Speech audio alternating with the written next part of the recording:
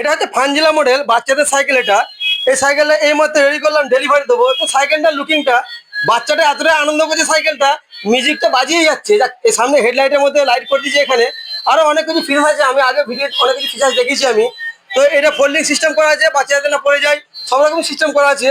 বাচ্চা বড় হয়ে গেলে সিস্টেমগুলো খুলে দেওয়া, বাচ্চা নিজে প্যাডেল করতে পারবে বা নিজে চালাতে পারবে। এখন হয়তো বাচ্চার ফ্যামিলি কেউ চাপিয়ে নিয়ে এই হাতে হ্যান্ডেল আছে, ঘুরিয়ে ঘুরিয়ে এখানে ওখানে নিয়ে যাবে।